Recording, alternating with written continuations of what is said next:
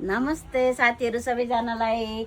मेरो चाहिँ आजबाट मम्मा Sita's lovely kitchen भनेर सुरु हुँदैछ। अब हेर्नुहोस्, म तपाईहरुलाई यस्तो मिठो मिठो खानेकुराहरू पकाएर देखाउँछु। यसमा रह्यो तोरीको तेल हो, भाँडो मात्रै अलिभ ओइलको, तर यो तोरीको तेल। यसमा आज मैले पकाउन लाएको छु आफ्नै बारीको सिमी अनि बारीकै आलु, रातो आलु, सेतो आलु सबै छ, अनि टमाटर। पकाउनलाई केही गाह्रो छैन। तेल तातिदिन्छ, गेडागुडी पड्काउने 5 फुरन। यो चाहिँ एउटा अकबरी खुर्सानी नेपालबाट ल्याएको थिएँ कि अस्ति। यसपालि चाहिँ मेरो गार्डनमा चाहिँ खासै फलाउन सकिनँ मैले खुर्सानी। बल्ल फुल खेल्दैछ।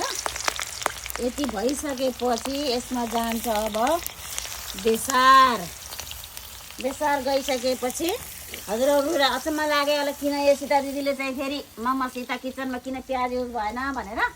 प्याजमा मासुमा युज गर्छु के, यो भेजिटेबलमा चाहिँ म बिना प्याजको। ल यसमा टमाटर, आलु, सिमी,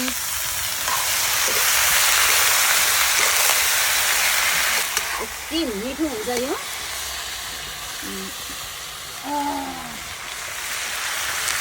एकछिन बस्नु पर्यो म त।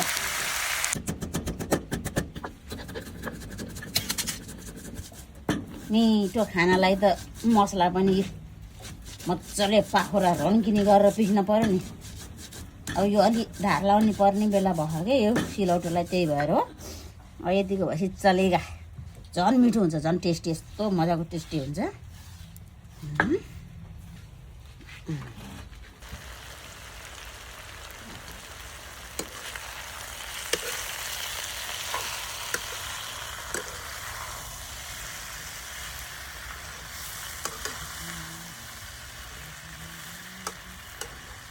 कति राम्रो भइसक्यो है।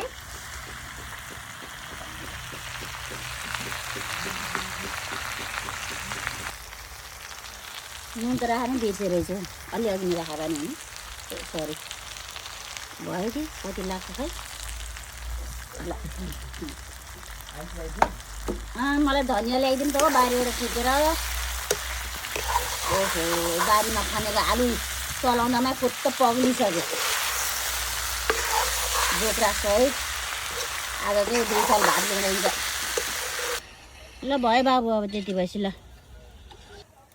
गाह्रो भयो, धनियाँ नि फल्न थालिसक्यो कि। उतापट्टि रोपेको चाहिँ अलि आउँदैछ, सानो सानो छ। यसमा चाहिँ फल लाग्यो, बिउ पनि राख्ने साह्रै गाह्रो घाँटीको। मिठो खानालाई के गर्नुपर्छ है, यस्तो मिठो स्वाद हुन्छ यो। छानेर हाल्नु पर्ला नि। अब तरकारीमा यो हालिदिने यस्तो आमामा, कस्तो हरर, एकदम धेरै बास्ना खायो कि यसको त। धेरै हुन्छ यति पनि। ओहो, आयो मजा अब। ओहो,